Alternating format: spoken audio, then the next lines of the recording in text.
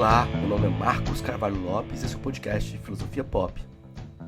Esse é o nosso episódio número 196 e recebemos o filósofo Fernando de Sá Moreira para uma conversa sobre racismo filosófico, estudos filosóficos negros e muito mais. O Filosofia Pop é um podcast que aborda a filosofia como parte da cultura. A cada 15 dias, sempre às segundas-feiras, a gente vai estar aqui para continuar essa conversa com vocês. De quando em quando, apresentamos episódios de entrevistas temáticas especiais. Você pode encontrar mais textos e informações no nosso site, filosofiapop.com.br. Temos página no Facebook, Instagram, perfil no Twitter e canal no YouTube. Nosso e-mail é contato@filosofiapop.com.br. Hoje temos uma notícia bem legal para compartilhar com vocês. O lançamento do e-book Chola Nadur, Entrevistas sobre Filosofia Africana. Este é um projeto incrível que reúne 34 entrevistas com pensadores que estão moldando a filosofia africana fora da lusofonia. Com prólogo de Filomeno Lopes, prefácio de Severino Goenha e Irgimino Mucali, Chola Nadur oferece uma oportunidade imperdível de mergulhar nas ideias e pensamentos que estão moldando o futuro da filosofia africana. E a melhor parte é que o e-book está disponível para download gratuito. Para obter seu exemplar, basta visitar a página filosofiapop.com.br e seguir seu primeiro post, que está fixado, baixar o livro e começar a sua jornada ainda hoje. Vamos então para a nossa conversa com Fernando de Sá Moreira sobre racismo filosófico.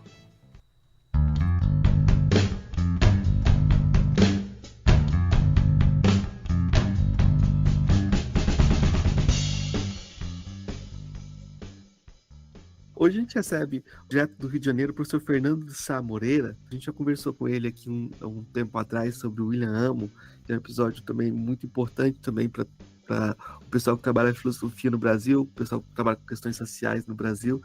Um episódio que tem repercutido bastante com justiça, porque é um trabalho pioneiro que ele faz com esse autor. O motivo da nossa conversa hoje é também falar de um outro tipo de trabalho em que o Fernando é pioneiro, que é um trabalho vinculado a um estudo mais, vamos dizer assim, sociológico sobre a posição do negro, dos temas raciais, dos temas da negritude dentro dos programas de pós-graduação, né? Eu queria começar perguntando para o Fernando como é que surgiu para você essa curiosidade sobre quem é o professor de filosofia, né? Como é que... Vamos começar sobre as suas impressões. Como é que você resolveu passar das impressões para esse trabalho mais sociológico? Porque, dando um passo atrás, geralmente o pessoal da filosofia não gosta de sociologia. Começa a fazer análise sociológica. Não, isso não é filosofia. Isso não é filosofia. Então a gente tenta se afastar dessas análises mais sociológicas. Como é que você resolveu dar esse passo para ir além da impressão e fazer uma análise mais meticulosa? Bom, antes de tudo, obrigado, Marcos, pelo convite. É um prazer estar aqui novamente discutindo alguns trabalhos, sobretudo esses trabalhos que eu acredito que tanto na filosofia, mas até nesse universo dos podcasts, acho que tem uma razão de ser, né? Trabalhos que discutem alguns temas que estão muito fortes, talvez mais fortes fora da filosofia do que dentro da filosofia acadêmica, e, no entanto, que são, no meu entender, muito necessários dentro da filosofia acadêmica. Então, muito obrigado pelo convite. O meu envolvimento com esse tema, acho que ele foi sendo gradual, né? Desde a graduação me incomodava muito o fato de não poder, ou quase não estudar autores brasileiros e africanos, né? Porque na época, como estudante de graduação, eu já tinha uma paixão muito grande por várias filosofias europeias mesmo. Eu estudava muito Rousseau, estudava muito, posteriormente, me envolvi durante muito tempo com o estudo de Schopenhauer, mas uma certeza que eu tinha para mim mesmo, individualmente, é que eu não gostaria de passar o resto da minha vida estudando um autor só em um tema só. Então era uma coisa que tinha a ver com o meu lugar no mundo enquanto um homem negro brasileiro, era filho de um africano, então eu tinha um interesse por conhecer um pouco mais sobre África e sobre o Brasil e sobre negritude, mas é isso ainda como um interesse um pouco desorganizado, não sabia muito bem para onde que eu ia, e como que isso ia se dar na prática. Era uma coisa de, estou estudando Schopenhauer, estou estudando Rousseau, posteriormente estou estudando Nietzsche, gosto muito de ler Platão, gosto de ler a filosofia canônica que me é apresentada, gosto muito do curso de filosofia, mas eu gostaria de ler um autor brasileiro agora, eu gostaria de ler também por fora, para mero conhecimento, um autor africano sobre qualquer tema que ele pudesse vir a me apresentar. E eu lembro de ter muita dificuldade de encontrar alguém que pudesse me indicar o nome de um autor que fosse um livro que, de repente, poderia ser interessante que eu lesse, né? Então, isso, naquele momento, já como que plantou uma pulga atrás da orelha e me deixou já com a sensação de que ali havia algum tipo de problema, que ali havia a necessidade de fazer mais investigações. E com o avanço na pós-graduação, uma experiência que é muito comum para nós, é que nós vamos nos tornando os únicos negros nos cursos de pós-graduação, o número de professores negros. Eu tive a sorte de ter professores negros na minha graduação, né? Especialmente o Atílio, especialmente o Luiz Manuel, que hoje o Luiz Manuel, inclusive, está em outra universidade, no Cariri, mas, de modo geral, também o número de professores negros vai caindo na pós-graduação, o número de colegas negros vai caindo também na pós-graduação, e isso, de alguma forma, foi me incomodando a ponto de que eu resolvi, um pouco por conta própria, ir atrás de alguns autores, independente deles estarem associados com a filosofia ou não. E acho que essa foi um movimento muito importante, de pensar a filosofia desde dentro e desde fora, né? Usar a filosofia, ler sobre filosofia ou pensar sobre filosofia, usando os referenciais que os cursos de filosofia me apresentavam. Então, não deixou de ser uma referência para mim, Rousseau, por exemplo, e outros autores, para pensar. Mas eu comecei a somar algumas outras coisas. Um dos autores que surgiu muito por acaso na minha vida e que foi muito importante era Joaquim Nabuco, né, que, via de regra, não vai ser reconhecido como um autor da filosofia. Muito raramente alguém na filosofia vai falar sobre Joaquim Nabuco. Ele é mais reconhecido como um historiador, pensador das relações internacionais, um ativista pelo abolicionismo da escravatura no Brasil, um diplomata ou qualquer outra qualificação, mas muito raramente como um filósofo ou como um pensador de interesse da filosofia, né? Mas o tema dele, para mim, deveria ser, era um incômodo que eu tinha, de que o tema dele deveria ser um tema de interesse da filosofia. Afinal de contas, ele estava escrevendo em 1883, estava publicando o Abolicionismo, né, um texto sobre a abolição da escravatura um pouco antes do final da escravidão. E eu lembro como foi muito emancipador para mim ler o Nabuco. E aí, do Nabuco, partir para outros autores que também não necessariamente geralmente não são reconhecidos como autores da filosofia, como o próprio Abdias do Nascimento e outros. Então, de certa forma, foi se fortalecendo em mim a ideia de que fazer filosofia precisava estar em diálogo com outras áreas. Fazer filosofia era uma atividade que necessariamente dialogava com outras áreas, e essa exigência de uma pureza da filosofia, de que fazer filosofia dialogando com sociologia não é filosofia, era um erro. Então, foi mais ou menos ali que eu fui construindo esse caminho. Eu acho que é uma questão que é importante, é se você começou a procurar esses autores depois de ter sua formação completa, depois de passar pelo percurso iniciático, ou se você tinha a possibilidade de fazer essa pesquisa antes, fazer esse diálogo antes. Porque eu estou pensando no caso, um caso paradigmático para a gente, que é da filosofia, que é o caso do Renato Nogueira, que foi orientando do Bento Prado, né? E o Bento Prado falava para ele, não, espera, faz o caminho para depois você poder estudar o que você quiser. E ele foi estudar justamente Schopenhauer, né? Eu fiquei pensando nossa, porque ele falava que também tinha interesses em outros temas, e o Bento Prado falava, não, vai, faz o que você deve fazer aqui dentro da academia, e depois você vai poder pesquisar o que você quiser. E fica sempre essa coisa, né? Você só tem autoridade semântica para poder trazer outros temas depois de ser doutor, né? é como se você não tivesse respaldo em ninguém também. No seu caso, foi a mesma coisa, né? Talvez se você não tiver o Bento Prado também para ser seu rei filósofo formador, fica mais difícil as coisas também, né? Como é que foi? Sim, sim. É, não deixa de ser um pouco parecido, né? Não é que eu comecei a pesquisar esse tema só depois do doutorado, né? Eu cheguei a ter um professor na minha graduação que dizia algo parecido no sentido de até você ter o seu doutorado, você não pode dizer eu acho, eu penso, só depois que você tiver o doutorado, aí você faz o que você quiser. Até lá, não. Eu acho um pouco errado essa postura tão radical. Eu acho que não funciona tão bem. Claro que isso não quer dizer que a gente esteja defendendo que cada um fique escrevendo e publicando qualquer coisa sem rigor nenhum, etc. e tal. Mas, ao mesmo tempo, há uma pressão seletiva também para que você não se dê muita liberdade depois do doutorado, né? Depois do doutorado, você ainda tem que passar num concurso público, tem que achar um lugar onde você possa trabalhar e ser minimamente reconhecido e remunerado pelo doutorado. Então, há uma pressão a que você também não invente muita moda, que você não arrisque muito, que você continue publicando sobre seus temas, depois que seu tema de pesquisa até o doutorado, se você entra numa pós-graduação, se você está tentando fazer uma carreira também dentro da academia e obter algum reconhecimento, há uma facilidade maior de que você consiga esse reconhecimento se você continuar publicando variações sobre seus temas de mestrado e doutorado, né?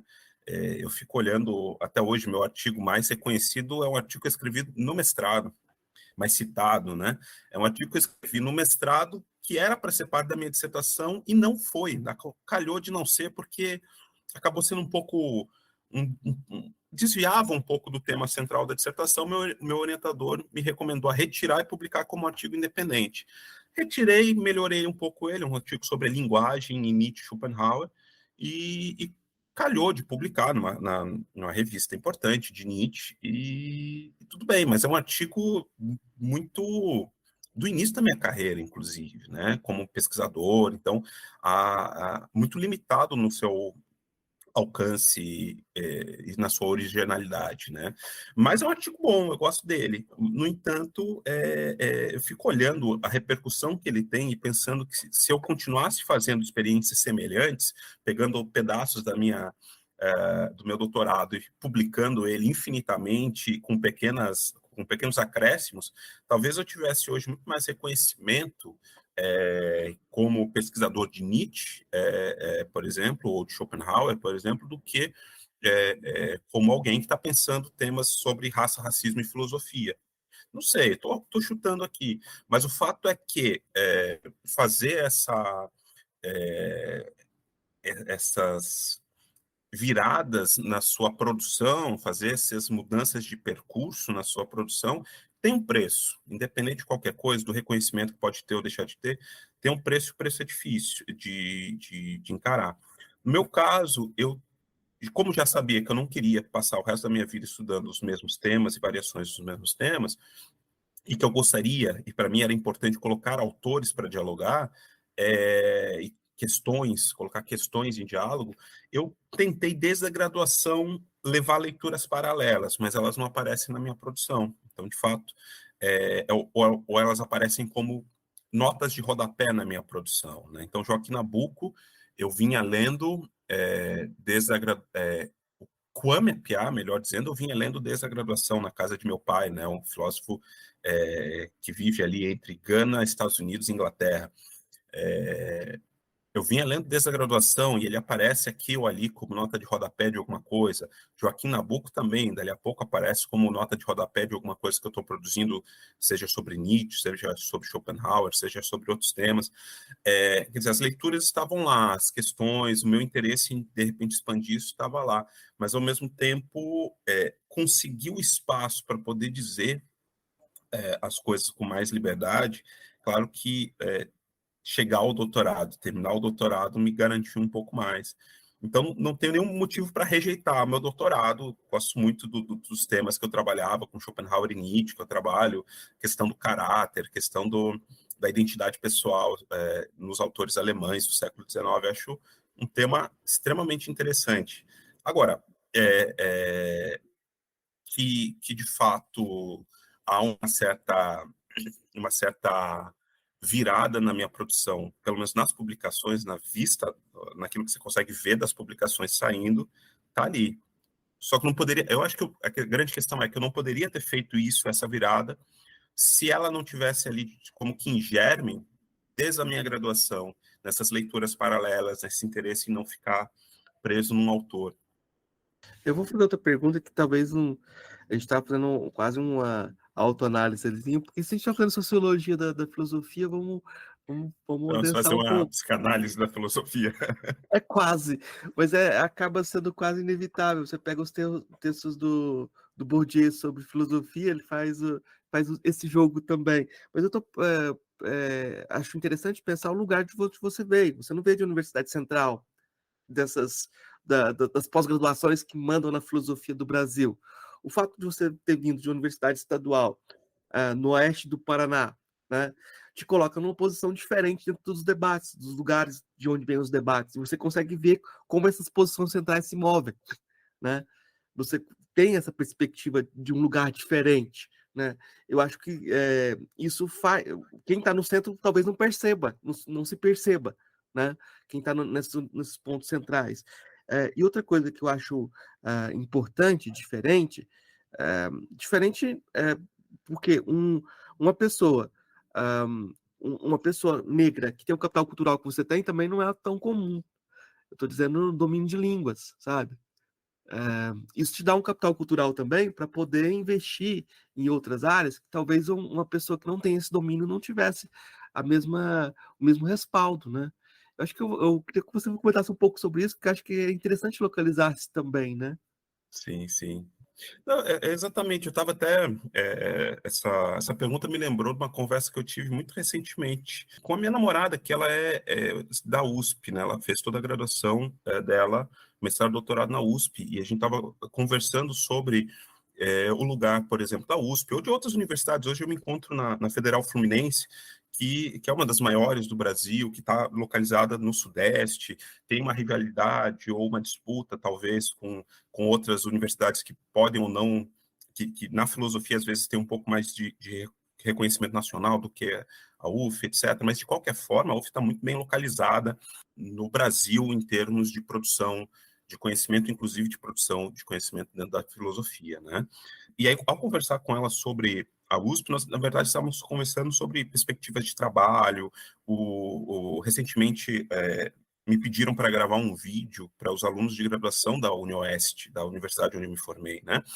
E o sentido de gravar esse vídeo eu estou num momento de vida com muito pouco tempo disponível e, enfim, não consegui parar ainda para gravar, mas como para mim era importante fazer isso, é importante fazer isso, e como talvez se eu tivesse estudado na USP não seria, entendeu? Um curso fora de centro, por exemplo, eu lembro como se envolveu, como era uma questão para os alunos e como era uma questão muito forte para vários professores a presença da filosofia no ensino médio. E em várias ocasiões em que eu estive na USP discutindo, não é que a USP ignorou a filosofia no ensino médio por completo, mas parecia uma questão muito menos central, né? A existência ou não de filosofia no ensino médio não vai fechar o curso de filosofia, a graduação de filosofia, tampouco mestrado ou doutorado da USP ou da UFRJ. Possivelmente, talvez a UF sofra alguma consequência, mas talvez também não vai ter um efeito de fechar cursos ou turmas. É importante, mesmo universidades mais centrais, tomarem cuidado com aquilo que estão fazendo ou que estão ignorando, mas o fato é que os efeitos de políticas públicas, os efeitos de presença ou ausência de filosofia no ensino médio, ou de um mercado editorial, tudo isso faz muita diferença quando nós estamos falando de universidades que não estão no centro de visibilidade da filosofia no Brasil, né? Quando eu cheguei ao Rio de Janeiro, eu fiquei muito assustado com a diferença prática que faz estar no Rio de Janeiro, né? Em certa ocasião, eu recebi uma mensagem da GNT me solicitando uma participação num programa da emissora e eu me perguntava muito seriamente como diabos tinham conseguido meu número de telefone. Como diabos tinham chegado ao meu nome de repente. E a resposta é: alguém que foi seu aluno trabalha na emissora hoje e numa sala de roteiro ou qualquer coisa parecida, seu nome apareceu. Quer dizer, estar fora dessas universidades centrais, de fato, te coloca num outro lugar. Mas é importante para mim ter vivido essas outras realidades. Estar num programa de pós-graduação que não tem quase bolsas. É muito difícil. Né? Eu lembro de quando eu tentei fazer o máximo de preparação possível para que quando eu chegasse ao mestrado eu tivesse uma bolsa. Eu tive muitos problemas de bolsa na graduação, trabalhei, estudei, e foi muito difícil. Consegui bolsa por 1 ano na graduação só. Então, meu grande interesse era ter bolsa durante toda a pós-graduação, até o final do doutorado, de preferência. E fui muito bem na seleção de mestrado, mas não tinha bolsa quase. E como o número de bolsas era muito exíguo, eu fiquei como o próximo da fila. Então, fui muito bem na seleção, mas não consegui bolsa. E isso foi assim muito assustador para mim. Depois eu consegui bolsa por 1 ano no mestrado, depois no doutorado também eu fui para um programa que era recente, fui da primeira turma de doutorado da PUC do Paraná. O Paraná, como um todo, não tinha doutorados de filosofia, né? Abriu em simultâneo na PUC do Paraná e na Federal do Paraná. E eu fui para a PUC porque lá eu teria alguém para orientar os temas que eu estava pesquisando. Então, cheguei lá e não existia bolsa. E ainda tinha que pagar mensalidade. Foi terrível. Foi uma situação, assim, muito complicada. Mas, ao mesmo tempo, depois consegui uma isenção, depois consegui uma bolsa para ir para o exterior. Então, durante 1 ano, eu tive bolsa, não tive que pagar o curso. Mas, ao conversar com colegas que vêm de outras realidades, das universidades mais centrais, sobretudo, mais reconhecidas, é uma experiência completamente diferente. Oportunidade de publicação dos seus trabalhos, as revistas, é uma é uma vivência muito diferente. No entanto, permite conhecer e se colocar questões que talvez quem esteja, sobretudo no Sudeste, não sequer se coloca, né? Então, por exemplo, o que significa fazer filosofia no Norte, o que significa fazer filosofia no Sertão, o que significa fazer filosofia em Goiás, o que significa fazer filosofia desses outros lugares. Tem uma diferença e não é tão óbvio. Agora, claro que você falava sobre capital cultural, sobre a questão das línguas, acho que é uma grande disputa que a gente precisa fazer, né? Hoje eu pude me envolver com muitas línguas estrangeiras por um esforço muito grande, porque, enfim, não tinha dinheiro para pagar os cursos de línguas. Quando tive dinheiro para pagar, não foi por muito tempo. Então, a maior parte daquilo que eu aprendi, eu tive que aprender um pouco sozinho e metendo a cabeça. E deu mais ou menos certo, né? Mas, ao mesmo tempo, eu acho que existem barreiras linguísticas colocadas pela filosofia que são absurdas, que simplesmente não deveriam existir, né? Então, eu me joguei no inglês, me joguei no espanhol, me joguei no alemão, me joguei no holandês, me joguei no latim, me joguei no swahili, como formas de poder expandir os horizontes daquilo que eu poderia ler, fazer, com quem eu poderia conversar, e isso foi muito positivo. Né? A minha pesquisa sobre AMO não seria possível se eu não tivesse fazendo essa pesquisa simultaneamente em várias línguas, porque simplesmente não existia material em português, né? Existia um único artigo publicado em português sobre AMO até 2012, se eu não me engano.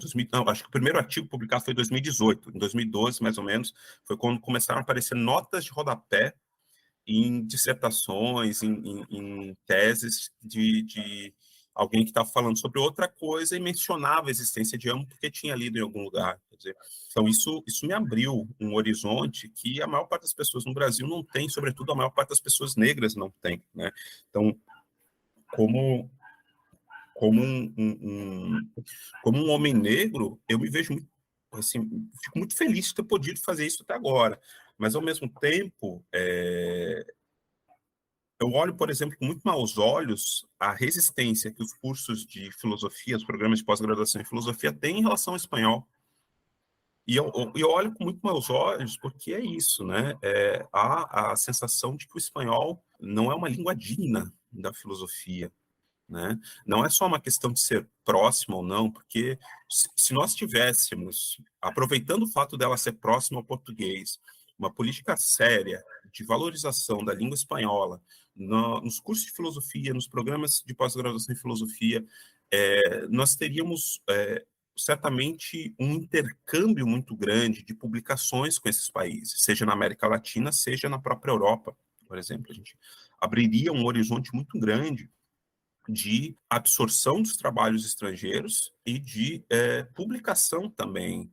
Mas nós não publicamos em espanhol. E é interessante porque as mesmas pessoas que dizem que a gente não pode aceitar o espanhol na seleção porque é muito próxima do português, se você pedir para escrever um texto simples, que seja de 1 ou 2 páginas em espanhol, não escreve, se recusa a escrever, né? Não se sente confortável, prefere escrever em inglês o texto do que escrever o texto em espanhol, porque não se sente seguro ao escrever um texto em espanhol.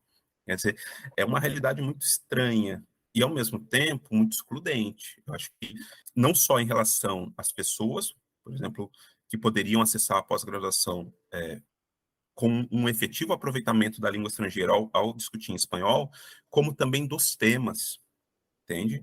A publicação de textos, por exemplo, de uma filosofia decolonial em espanhol são muito interessantes, sobre ações afirmativas e outros temas do gênero nos países de língua espanhola são muito interessantes, sobre filosofias indígenas, só que de indígenas da América Latina. É muito interessante. E a gente não consegue absorver, porque a gente sequer se dá o direito de absorver, né? Então, acho que é uma grande questão que nós iremos fazer no futuro em relação a políticas linguísticas de pós-graduação. Vale a pena, claro, exigir do indivíduo, talvez que ele aprenda línguas, que seja importante, interessante, mas vai mais além disso, né? Vai muito mais além disso. Tem a ver também com dar dignidade ao outro, né? Porque parece que o espanhol não é uma língua digna, né? A gente vai Exato. expandir, e aí você desumaniza também. E isso tem a ver com o ponto também de que até que ponto que o português é uma língua digna para a filosofia. Então você está desqualificando até a própria possibilidade de fazer filosofia em língua portuguesa. Eu Isso. tinha comentado essa questão de vida interior, porque geralmente o que acontece em programas periféricos, em situações periféricas, na filosofia, é que as pessoas aumentam o seu grau de erudição e de autoexigência. E ficam em espirais de erudição e autoexigência, porque não tem com quem debater efetivamente. Assim, Uhum. como você não tem a circulação de ideias, então, os contatos também são limitados, você fica ali esperando a oportunidade, e de repente você prepara seu paper lá com o maior esmero, mas talvez não fazendo parte do debate que está acontecendo no momento. Você fica deslocado. Então você não consegue sair daquilo, né? Então, eu acho que tem alguma coisa também desse aspecto. Como não cair nisso também é uma coisa problemática, né? Você tá no interior não é só vantagem, não. Talvez você tenha que superar primeiro essa força para um certo imobilismo, né? É como se as filosofias modernas só chegassem ao litoral, pós-modernas só chegassem ao litoral. Determinados autores. Sim, sim, sim. Então, tipo, continua com as metáforas, assim, autores mais contemporâneos só frequentam o litoral do Brasil. Quando chega no interior, cada vez mais o pessoal fica mais moderno, às vezes fica até medieval, assim, é muito, muito interessante. Mas vamos lá, como é que como é que você foi atrás, começou a pesquisar o tema da negritude dentro da filosofia, né? Como a partir dessa perspectiva de desvelar sociologicamente, não simplesmente suas impressões. Sim, sim. Eu acho que começou com o próprio esforço por estudar a partir de autores negros brasileiros ou estrangeiros, né? Ou autores, não necessariamente negros, mas que tenham a questão da negritude como um problema, como uma questão que ali aparece.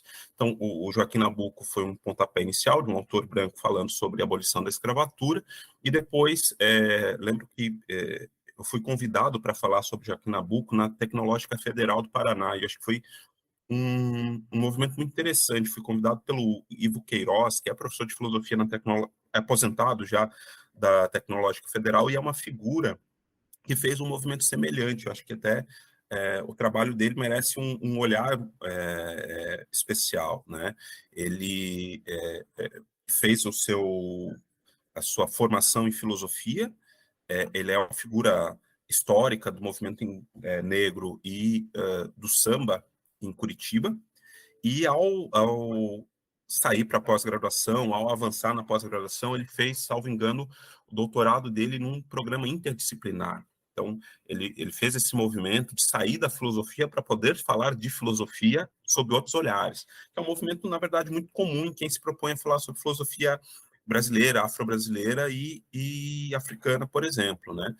E naquela ocasião, ele escreveu uma tese sobre Fanon, né? Sobre Franz Fanon, que ainda muito lentamente começa a receber algum reconhecimento, espaço para que se fale dele mais abertamente na filosofia, mas de modo geral ainda muito pouco. E ao ser convidado para esse evento pelo Ivo, eu fui levar aquilo que eu vinha pesquisando sobre Joaquim Nabuco e tentando também, ao mesmo tempo, apresentar uma perspectiva crítica sobre as proposições do Nabuco, né, sobre como ele entendia que deveria acontecer a abolição da escravatura. E acho que foi um ponto de inflexão muito legal, porque me permitiu encontrar também outros autores. Esse contato com o Ivo foi muito importante para mim, encontrar outros autores brasileiros, estrangeiros. Comecei a ler alguns textos do próprio Ivo, mas fui ler o Abdias do Nascimento, fui ler, a partir dali, muito Angela Davis, mais tardiamente fui ler Lélia Gonzalez, etc. E eu acho que, de alguma forma, eu fui seguindo um caminho pavimentado por essas pessoas. Posteriormente, Sueli Carneiro. Veja, são todas pessoas que se permitiram fazer filosofia, mas também fazer filosofia dialogando fortemente com as outras áreas. O Ivo tem algumas discussões sobre tecnologia, educação e tecnologia, tanto numa perspectiva mais focalizada no debate sobre raça, quanto de fora do debate sobre raça, um debate mais geral, que a raça está ali, mas não está tão focalizada assim. A Angela Davis, com um debate muito forte com a história das mulheres negras nos Estados Unidos, a questão do sufragismo e a presença das mulheres negras no sufragismo, etc. E o Abdias do Nascimento também. Todos eles não se furtavam a falar sobre o negro e trazer uma tabela dali a pouco, e trazer um debate sobre legislação dali a pouco, e trazer um debate sobre demografia dali a pouco, sobre cultura brasileira, sobre música, etc. São autores que, de certa forma, foram me fortalecendo a convicção de que era possível fazer filosofia nesse movimento. De certa forma, os próprios autores europeus com quem eu trabalhava, principalmente Schopenhauer e Nietzsche, também são autores que, embora não falem sobre demografia, sobre negritude tão diretamente assim, exceto algumas passagens, são autores que, pelo menos, também têm uma forma de fazer filosofia que costura com as ciências o tempo todo, né, com as artes o tempo todo. E essa costura, quer dizer, de alguma forma, me mostrou que o caminho era possível. Então, quando eu me vi envolvido mais e mais fortemente no debate sobre negritude como conceito, como um conceito filosófico possível, etc. e tal, ao mesmo tempo, eu fui me envolvendo com os debates legais, né? Aqui na UF, eu fiquei envolvido logo que entrei na universidade, quase por acaso, quase sem querer, no debate sobre a Lei 2.990, de reserva de 20% de vagas em concursos federais para pessoas negras. Isso porque eu estava fazendo um monte de concursos públicos, né? Então, eu tinha tido uma experiência de subir e descer o Brasil fazendo concursos públicos e ver como a lei era aplicada de forma diferente em diferentes instituições. Isso, para mim, na época, eu não entendia por que era aplicado diferente, mas era muito curioso, muito estranho. Eu sabia que alguma coisa podia sair daí. Quando eu cheguei na UF, eu me envolvi em coletivos de professores negros que estavam em várias áreas do conhecimento diferentes, debatendo os problemas da universidade, da negritude na universidade, sob a perspectiva da sociologia, da psicologia, entre outras áreas. E o debate sobre a 2.990 estava muito presente. Só que todo mundo, a maior parte das pessoas com quem eu conversava naquela ocasião, eram pessoas que tinham a experiência só do Rio de Janeiro, e como a lei não era aplicada no Rio de Janeiro, e quase todas as instituições públicas na ocasião aqui no Rio de Janeiro faziam a mesma leitura da lei, portanto, no meu entender, erravam na aplicação do mesmo jeito. E, portanto, achavam que estavam acertando. Erravam a ideia de que estava todo mundo certo. Nesse debate, a gente precisava necessariamente mexer com estatística, a gente precisava necessariamente mexer com o texto legal, com a interpretação jurídica, conversar com as pessoas do direito, conversar com as pessoas de outras áreas. Eu mesmo aqui na UF fui para um departamento dentro da faculdade de educação. Foi até uma escolha voluntária minha, mas que tem essa vantagem de me colocar em contato com sociólogo, com antropólogo, com psicólogo, com pedagogo, o tempo todo. Né? Entender que, putz, as discussões que a gente precisa fazer, precisam saber costurar essas áreas. Né? Então, de alguma forma, um pouco por interesse próprio, por esse interesse de estar dialogando filosofia com as ciências, pelo interesse de estar dialogando negritude, entender que negritude não se resume as questões da negritude, elas não se fecham por áreas, né? Elas atravessam áreas e, portanto, eu também deveria atravessá-las. E por estar em diálogo com pessoas que já fazem isso, seja na literatura, né, os autores anteriores, como entre os meus colegas de trabalho, eu fui aprendendo algumas técnicas e alguns caminhos que eu poderia construir a minha pesquisa. Aí foi por aí. Vamos dar um passo, então, para o seu trabalho de análise das teses produzidas no Brasil sobre o tema da negritude, né? Eu acho que a gente tem muito pouco debate sobre quais os resultados efetivos da lei de ensino de cultura e filosofia, história afro-americana nos departamentos de filosofia. Eu acho que nesse sentido seu trabalho responde um pouco sobre o que aconteceu, o que mudou, em termos de perspectiva de produção. Eu queria que você comentasse um pouco sobre isso, sobre os resultados que você encontrou. Tá certo. Bom, esse é um trabalho que eu publiquei em 2019, mas foi um trabalho que eu fiquei tentando inventar um jeito de fazer, né? Desenvolver uma metodologia desde alguns anos antes. Então, eu comecei a entrar em contato com os bancos de tese, o catálogo de teses e dissertações da CAPES. Inicialmente, até eu estava com outro banco, agora até me esqueci qual que é o nome dele, mas um banco de teses e dissertações brasileiras, e depois eu passei para o catálogo de teses e dissertações da CAPES, que é mais completo. Mas eu comecei a entrar em contato com esses bancos de teses e dissertações e comecei a me questionar o que seria possível fazer a partir deles. Né? Desde o início, tentar, já que eu estava com esse interesse muito forte de conhecer os trabalhos já produzidos sobre negritude, desde o início, o interesse era chegar a esse ponto. Mas eu não sabia como chegar a esse ponto, né? Então, eu fiz inicialmente uma pesquisa sobre os trabalhos produzidos na pós-graduação brasileira sobre Nietzsche, e além do fato de eu já ter um certo domínio de Nietzsche, da bibliografia sobre Nietzsche, isso me ajudaria a entender se a metodologia que eu estava desenvolvendo funcionaria ou não, mas também o fato do nome Nietzsche ser muito característico e dificilmente me daria resultados dúbios, me ajudou muito nesse trabalho. Fiz um primeiro artigo sobre esse tema, acho que 2017, 2018, alguma coisa mais ou menos por aí, e depois peguei os aprendizados e apliquei a um artigo também sobre a produção brasileira sobre Schopenhauer, em todas as áreas. Nessa época eu não estava fechando o tema em filosofia, claro que a maior parte dos trabalhos, tanto sobre Nietzsche, sobre Schopenhauer, estão na filosofia, mas encontrei coisas muito interessantes em outros programas de pós-graduação. E, finalmente, quando eu terminei esse trabalho sobre Schopenhauer, eu entendi que eu estava maduro o suficiente para tentar uma incursão sobre o que eu gosto de chamar hoje de estudos filosóficos negros, né? Que são tanto os trabalhos que são produzidos a partir de uma perspectiva africana ou afrodiaspórica, autores africanos ou afrodiaspóricos, mas também sobre trabalhos que sejam produzidos sob a perspectiva de um autor branco, por exemplo, que, no entanto, tem o negro como uma questão, ou a negritude, a população negra como uma questão importante, né? Um trabalho de filosofia sobre a escravidão brasileira. Sobre qualquer perspectiva, isso poderia ser interessante. Um trabalho sobre ações afirmativas, leis de reserva de vagas, isso poderia ser muito interessante. Então, o grande desafio dessa pesquisa era tentar inventar um jeito de identificar e de classificar os trabalhos que pertenceriam a esse campo, né, dos estudos filosóficos negros.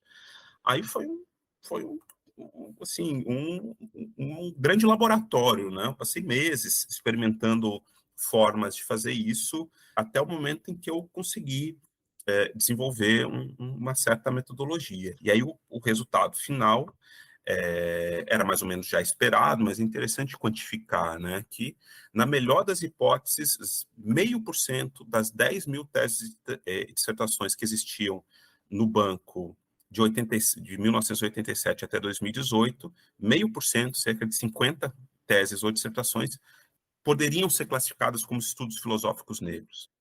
Na melhor das hipóteses, se a gente fechasse um pouco mais o critério, tornasse o critério um pouco mais rigoroso, esse número caia para 20 trabalhos, 0,2%. Né?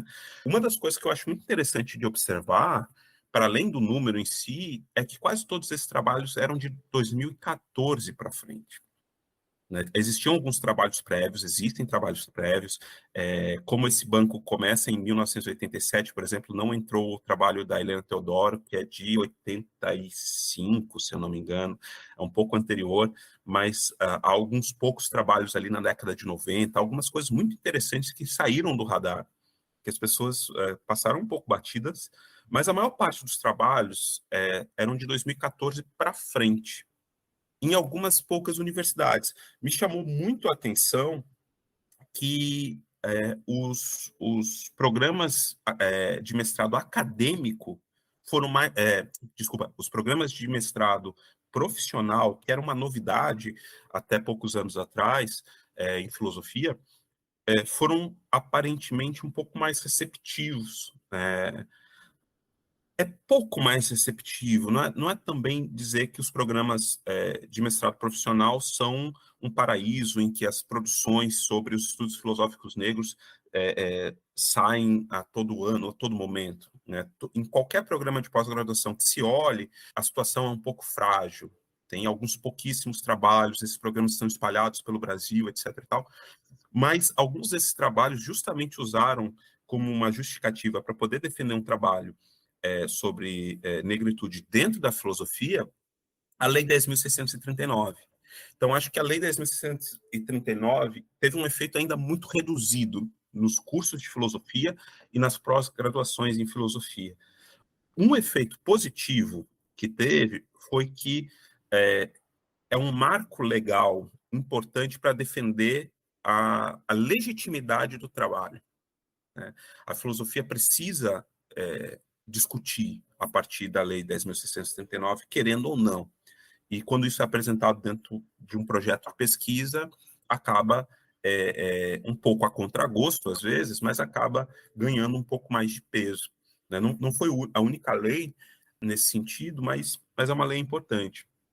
No entanto, o efeito da Lei 10.639 ainda parece muito reduzido, né? A maior parte das licenciaturas não tem uma preocupação séria e efetiva com o ensino da história, da cultura e da filosofia africana e afro-brasileira, né? Ao olhar para o texto da Lei 10.639, há uma certa sensação de que ela é como que voltada apenas para a educação básica, que é um erro, é um grande erro, mas, de fato, o texto da lei dá um pouco de margem para essa interpretação. A produção sobre a lei, a produção legal mesmo, resoluções do Conselho Nacional de Educação, pareceres, tudo isso deixa muito claro que o ensino superior precisa se preocupar com a Lei 10.639 também, para além, claro, do fato de que quem vai dar aula no ensino médio passou pela graduação e, se não teve o conhecimento na graduação, como é que a gente espera que ele possa ensinar no ensino médio? Quer dizer, é um argumento muito fraco que algumas pessoas dentro da universidade usam para não se preocupar com o quanto um curso de filosofia precisa respeitar essa lei.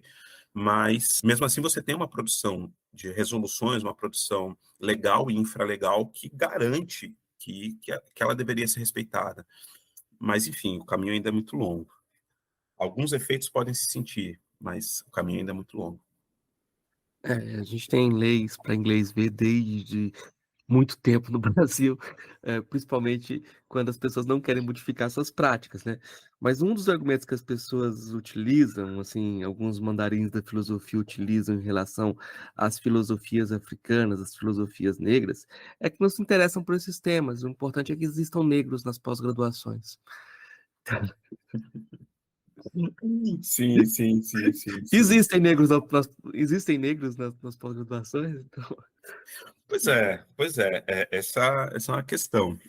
Bom, de certa forma, eu acho que esse é um avanço do trabalho mais recente que eu publiquei sobre os negros em programas de pós-graduação, em comparação com o artigo anterior sobre os estudos filosóficos sobre o negro no Brasil, né? O artigo de 2019 sobre produção a respeito de estudos filosóficos negros, e agora o artigo que saiu esse ano, 2023, sobre a presença de pessoas negras na pós-graduação.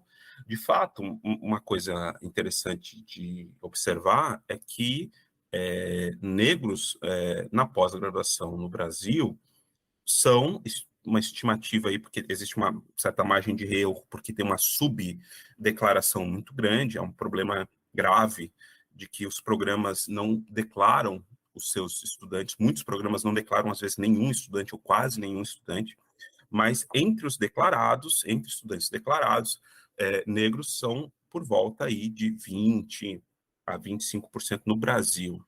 Só que há muitos poréns, né? Por exemplo, o fato de que a maior parte dessas pessoas, um grupo muito grande dessas pessoas, estão nos mestrados profissionais, não estão no doutorado, estão fora dos grandes centros, né?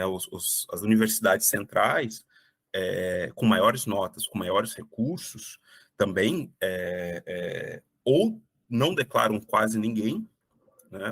O que é o caso de muitas universidades importantes, ou, de fato, tem poucos negros ali presentes, independente de estarem em estados com uma população negra muito grande. Tá? Então, quando nós olhamos os mestrados acadêmicos e os doutorados acadêmicos em filosofia, negros não chegam a 20%. Né? Brancos, às vezes, são mais de 80% dos discentes. E a gente nem está falando de professores, né? Porque nós temos um problema muito grave que a gente não tem estatística de docente negro na pós-graduação. A gente não tem a coleta da informação. O mesmo banco de dados que eu usei da CAPES para falar sobre estudantes, ele, quando registra os docentes, ele não registra informação de cor. Então, não há nem a possibilidade de declarar nesse banco de dados. Para discente, sim, mas para docente, não. Então, assim, negros são aí por volta de 20, um pouco menos de 20% nos mestrados acadêmicos e chegam aí no total, considerando também os mestrados profissionais, talvez por volta de 25% do corpo discente. Não é, de todo caso, de se ignorar que, então, nos últimos anos, pessoas negras conseguiram chegar a ser por volta de 1/4 da pós-graduação de filosofia no Brasil. Porém, esse 1/4 é cheio de notas de rodapé, né? Cheio de questões de como que eles se localizam, onde eles estão, como é que deixa de ser. E a produção filosófica em 0,5%. Quer dizer, isso indica que pessoas negras estão conseguindo entrar na pós-graduação, mas não necessariamente estudar temas relacionados à população negra. Pode ser em alguns vários casos, pode ser um interesse pessoal, pode ser, o cara quer pesquisar qualquer outra coisa, ele tem o direito de pesquisar qualquer outra coisa. Ele não tem interesse, tudo bem, é direito dele. Mas é uma ilusão também nós acreditarmos que é só um fruto da falta de interesse desses estudantes em estudar a população negra, né? Aí, quando você entrevista as pessoas que passaram pela pós-graduação em filosofia ou que foram estudar filosofias africanas fora da filosofia, quem foi estudar filosofia afrodiaspórica fora da filosofia, na educação, nas letras, em programas interdisciplinares, as histórias de rejeição da filosofia são muito frequentes. Eu tentei estudar na filosofia e fui rejeitado. Né? E quando uma pessoa de destaque dentro de um programa de pós-graduação ainda diz que o importante é ter a pessoa, mas não ter o tema, Quer dizer, há dois movimentos aí. Primeiro, um movimento de deslegitimação, de fato um projeto que tenha centralidade em filosofias não ocidentais não vai passar. E a gente não se sente incomodado com isso. Quer dizer, ele não é legítimo. E, por outro lado, há um processo de entender que aos negros resta estudar o que já está posto. Né? A nós devemos estar contentes de acessar esse posto para fazer o trabalho que já vem sendo feito. Né? Não há nenhum problema. No fundo, se está dizendo, não há nenhum problema. Está tudo certo. E agora, inclusive, esse é um argumento que eu escutei muitas vezes, né?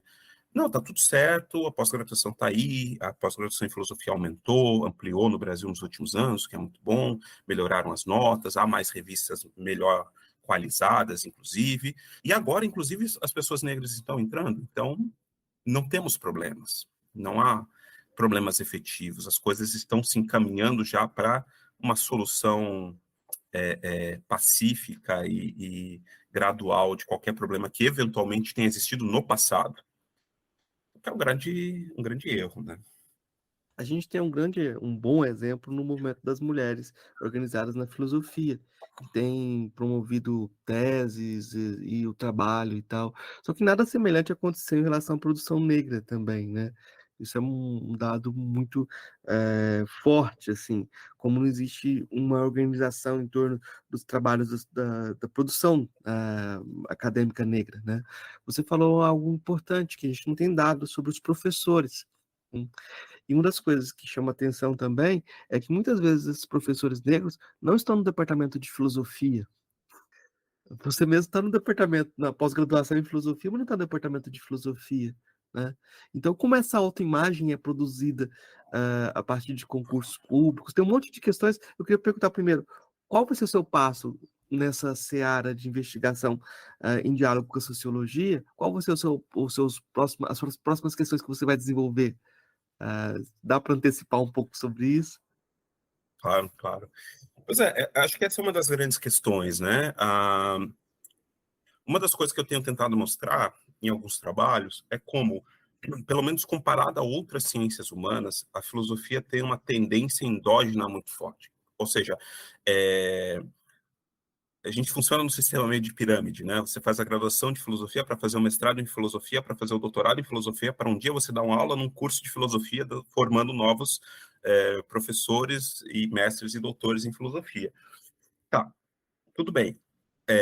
Que exista uma presença forte de pessoas formadas em filosofia dentro dos cursos, dos mestrados, é esperado. A grande questão é que a filosofia ela é muito mais fechada a outras áreas do que as outras áreas são fechadas em relação à filosofia. Isso é curioso, é como se a filosofia estivesse dizendo: eu tenho a ensinar a outras áreas, mas não tenho a aprender. As outras áreas precisam aprender comigo. Então, quando se faz um concurso para um departamento de filosofia, via de regra, a exigência é graduação e doutorado em filosofia. Às vezes, até a graduação pode ser em outra área, mas é muito comum graduação e doutorado em filosofia. E, às vezes, graduação, mestrado e doutorado em filosofia. Né? É interessante que, de novo, filósofos de formação completa sejam os seus departamentos? Claro que sim. Mas quando você compara com departamentos de sociologia, com departamentos de psicologia, não é tão raro que você encontre pessoas com formações diferentes. Quando você olha pós-graduação, é mais comum. É mais comum. Quando eu olhei isso na filosofia, pelo mesmo banco de dados de discentes, a gente consegue ver qual que é a formação final do orientador. E a formação dos orientadores, via de regra, em filosofia mesmo. Assim, tem 90 e tantos por cento, acho que é quase 95, 93, 94% das pessoas que estão nos programas são com a sua formação quase completa dentro da filosofia. Né? Aí tem algumas pessoas da educação e, às vezes, alguém de outra área. Quer dizer, quando você olha para algumas outras áreas das ciências humanas, não é 93, é 80, é 70 e pouco. Quer dizer, a presença de pessoas de outras áreas não é dominante, mas é mais frequente. Esse diálogo com a outra área, ele se dá mais forte. qual que é a consequência disso? Se você, no seu processo de formação, resolver fazer um mestrado ou um doutorado fora da filosofia, é possível que você nunca mais consiga voltar para dentro da filosofia em termos de concurso, de dar aulas num curso ou numa pós-graduação de filosofia, né? Eu fui para um departamento de educação. Toda a minha formação é em filosofia, né? E eu fui para um departamento de educação e depois voltei para a filosofia na pós-graduação. Hoje dou aula na pós-graduação de filosofia da UF e no departamento, na faculdade de educação, eu dou aula na graduação, para a pedagogia, sobretudo. Tenho dúvida se eu conseguiria estar, né, presente nessas duas instituições se a minha formação fosse mais, nessas duas unidades, se a minha formação fosse mais diversificada. Só que na medida em que os programas de filosofia são muito restritivos em relação àquilo que você pode ou não pesquisar, muita gente da filosofia africana, por exemplo, foi fazer a sua pós-graduação na educação, ou mestrado ou doutorado. E isso é quase que um obstáculo intransponível, quase intransponível, se ele quiser voltar para a filosofia em algum momento. Do ponto de vista formal, não existe obstáculo, né? Do ponto de vista formal, não há o que impeça alguém que tenha feito doutorado em educação e dar aulas na pós-graduação em filosofia. É possível, é ok, é tranquilo, mas há barreiras invisíveis que muitas vezes vão impedir. E no caso de um concurso público para se tornar professor nas graduações, nas universidades públicas, muitas vezes a barreira é formal mesmo. Está lá no edital, não vai te permitir nem se inscrever. Enfim, então, a gente tem essas dificuldades da filosofia muito fechada dentro de si mesma e pouco disposta a ouvir as outras áreas e aprender com elas. Com relação aos próximos passos que eu estou pensando em fazer, eu tenho participado, tenho integrado um projeto de pesquisa que está sediado na Federal de Santa Maria, que chama-se Datafilo. É um projeto de pesquisa que foca, sobretudo, em produzir e analisar dados de gênero e de raça na filosofia. Então, o que nós estamos tentando fazer juntos, esses trabalhos que eu comentei anteriores, são trabalhos que eu produzi antes de entrar no Datafilo, mas o que a gente tem tentado fazer junto é unir as experiências que nós fizemos até o momento para conseguir cada vez mais produzir dados, inclusive, sobre as interseções entre raça, gênero, deficiência, porque a gente foi percebendo que é muito importante discutir esses conceitos juntos, por mais que seja difícil, por mais que o acesso a esses dados seja muito complicado, é muito importante. Vou dar um exemplo. Mulheres são muito subrepresentadas na filosofia, e é um problemão. Então, são subrepresentadas tanto em termos de produção intelectual sobre ou a partir de mulheres, quanto em mulheres dando aula ou estudando nas pós-graduações de filosofia. Mesmo assim, ainda vale a pena a gente olhar como essa subrepresentação, que já é horrível, ela ela está numa posição muito diferente quando a gente pensa a subrepresentação negra. Quer dizer, há uma legitimidade já, que não é de hoje, sobre você estudar algumas poucas mulheres, que é ruim, porque são aquelas poucas mulheres que estão no rol do que você pode fazer. Mas mesmo assim, por exemplo, o número de produções sobre Simone de Beauvoir, sobre Hannah Arendt, por exemplo, é bastante grande. Se você vai pegar as produções sobre Angela Davis, são muito poucas, Bell Hooks são muito poucas, Oyoronke Oyomi são muito poucas, mas há uma certa legitimidade de você estudar pelo menos algumas autoras. Não há, eu arrisco dizer, hoje ainda, um autor negro, brasileiro ou não, que tenha perto da legitimidade estabelecida nas produções que Hannah Arendt tem, por exemplo. E aí, sem fazer mérito da qualidade ou não do autor, mas a produção não existe assim, firme o suficiente como existe. E se nós compararmos, por exemplo, a presença de mulheres brancas nos doutorados acadêmicos em filosofia, mulheres brancas em doutorados acadêmicos em filosofia são poucas comparadas aos homens. No entanto, elas são mais numerosas do que as mulheres e homens, pardos, pretos, indígenas somados, e asiáticos somados. Então, mulheres brancas, se você somar se você excluir somente o homem branco, pegar o quantitativo de mulheres brancas, somar todas as outras categorias, excluindo só o homem branco, todas as outras categorias juntas não somam quantitativamente o mesmo número. Quer dizer, as mulheres negras, as mulheres pretas são absurdamente mal representadas nos doutorados de filosofia, por exemplo. Há que se olhar como que essas coisas acontecem nas suas relações.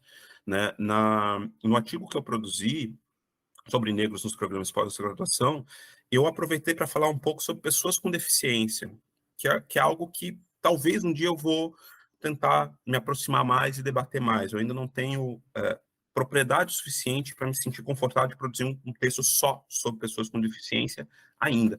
Mas é interessante, eu olhei para pessoas com deficiência porque o dado sobre raça na pós-graduação começou a ser coletado na CAPES em 2017. E ele começou a ser coletado no mesmo ano que o dado sobre se o estudante tem deficiência ou não. Né? Então, são dois dados que surgiram juntos. E fui olhar para esses dados. E é muito interessante, assim, que pessoas com deficiência, pelo menos que isso esteja declarado para a CAPES, são muito poucas no Brasil. E, no entanto, se a gente olhar do ponto de vista de gênero e raça, quem são as pessoas com deficiência que foram declaradas, que conseguiram entrar na pós-graduação em filosofia, a maioria são homens brancos, entende? Então, na medida em que a gente seja capaz de produzir esses dados, mas conseguindo olhar também como é que raça, gênero, deficiência, no futuro, se for possível achar uma metodologia adequada também para cruzar essas informações com classe, etc., a gente vai encontrar muitas informações importantes, né? Eu tenho feito algumas experiências com regionalidade também, que me parece central, né? A situação dos programas no norte, no nordeste, no sul, centro-oeste ou sudeste são completamente diferentes. E discutir raça no Brasil, nesse caso da pós-graduação, sem discutir regionalidade, por exemplo, me parece um problemão. Né? Então, é mais ou menos por aí que tanto eu, individualmente, como o nosso projeto de pesquisa, o Tatafilo, tem caminhado. Eu acho que quando a gente chega nesse ponto de regionalização, acho que a gente tem uma coisa importante, porque, por exemplo, você fez seu doutorado no Paraná, mas você fez um estágio na Alemanha, então você pegou essa aura, você conseguiu esse capital cultural, quando o pessoal olha e fala, não, ele fez doutorado na Alemanha. O Paraná desaparece na avaliação, assim. Agora, quem consegue, fazendo doutorado só no Paraná, sem fazer estágio fora, ocupar universidades centrais? Uhum. Essa é uma questão também importante, né? Porque essa questão da aura existe na filosofia, existe em todas as áreas. Quando você faz o estágio fora, isso modifica a sua avaliação. Mas acho que tem uma coisa interessante quando a gente vê o tipo de discurso que parte do quantitativo para o qualitativo. A pessoa fala, é muito pouco, mas são muito ruins, sabe? Já avaliam a qualidade como negativo e vem sempre o argumento da excelência, né? E esse argumento da excelência, ele é camuflado de outras formas. A gente tem um tipo de coisa no Brasil que é muito diferente de outros lugares, porque em outros lugares alguns autores falam de visibilidade segregada, né? Você tem que garantir que existe um negro na mesa, um professor negro no departamento, mas sempre aquele único negro para representar, né? Aqui no Brasil a gente nem isso garante, porque a gente tira ele depois do mês de novembro, ele tira de lá.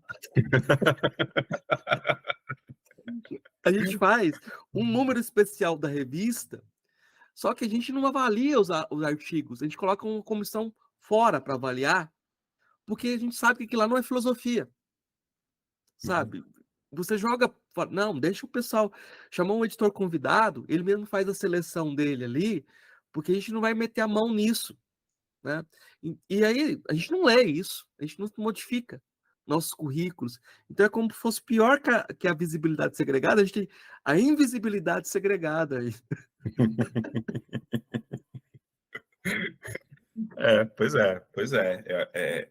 E eu acho que, de fato, talvez a filosofia, mais do que qualquer outra ciência humana, tenha se tomado para si o argumento de uma excelência como o argumento central daquilo que faz ou que deixa de fazer. E, no entanto, uma excelência muito estranha, eu arriscaria dizer, né? Quer dizer, uma excelência que nunca se define lá muito bem o que ela é, ou por que ela é excelente, por que esse projeto é excelente, por que o outro não é, e que não discute os efeitos dessa definição de excelência está gerando quais efeitos. Eu vi com muito bons olhos quando recentemente a diretoria da Anpof iniciou um debate sobre a excelência, no caso, olhando os dados de bolsas de produtividade, né? Esses dados de bolsa de produtividade vão revelando que as bolsas de produtividade estão restritas geograficamente a uma região, que estão quase que restritas também a um gênero, a uma cor. Quer dizer, está muito fortemente perceptível que essa excelência ela passa por uma série de fatores que não são muito bem definidos e que têm efeitos, sobretudo, que têm efeitos que precisam ser observados, né?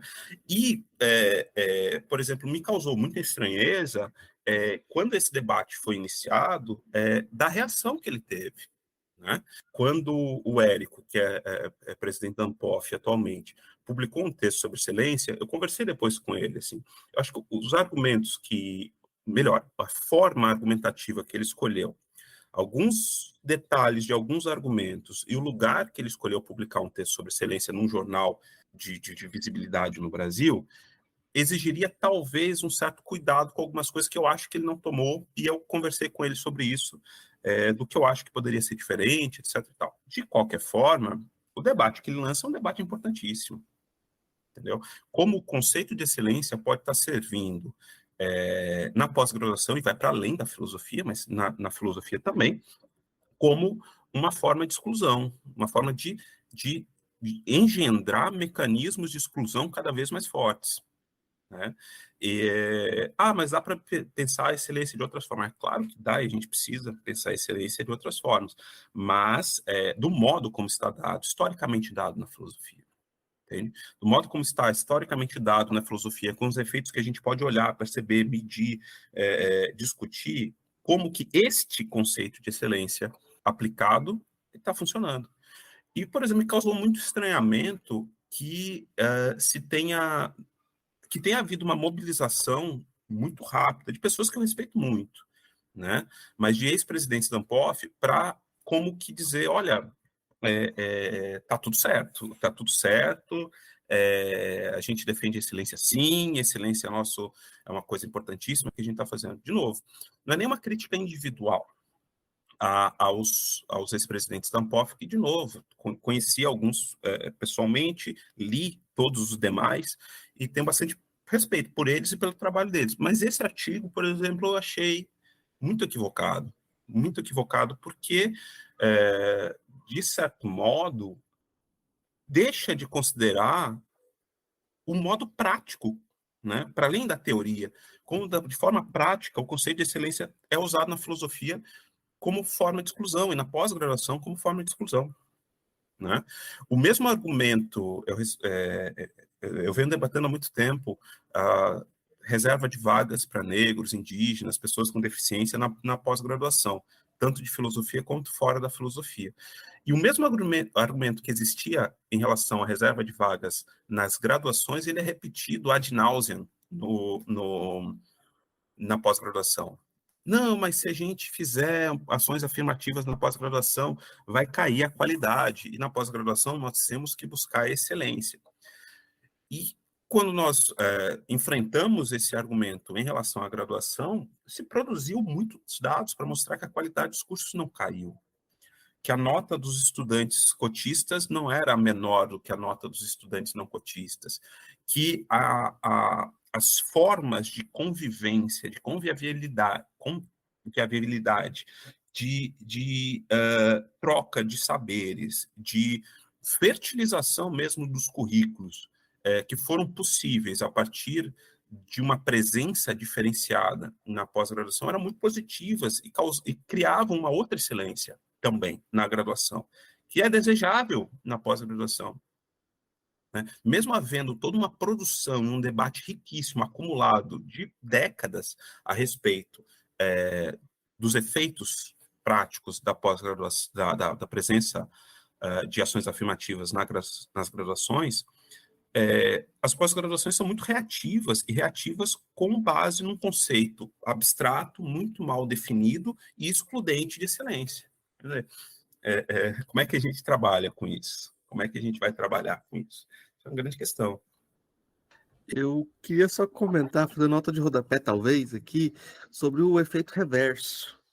Eu tô querendo dizer, eu e você temos formações lineares em filosofia, graduação, mestrado e doutorado. De repente, a gente vai trabalhar com questões sociais. Aí o pessoal fala, lá vem um cara da filosofia. Ele é eurocêntrico por nascimento, assim, ele é racista de alma. Não adianta. E quando vai trabalhar com filosofia africana, acontece muito isso mesmo. É como se a formação em filosofia fosse um desqualificador. Pois é, pois é.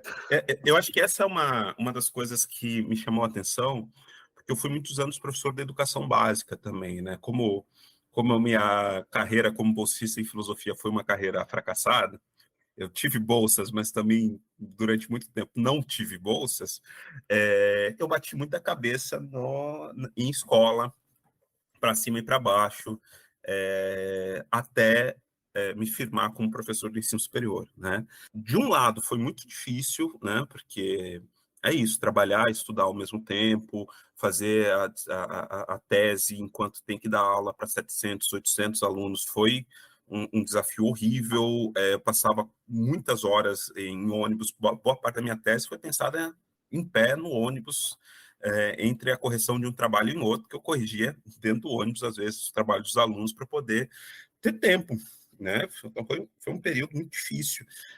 Por outro lado, eu tive a oportunidade de estar em muitas escolas, né, de educação, dentro do ensino fundamental, médio, educação de jovens e adultos, escolas privadas, escolas públicas de excelência, escolas públicas de bairro, caindo aos pedaços.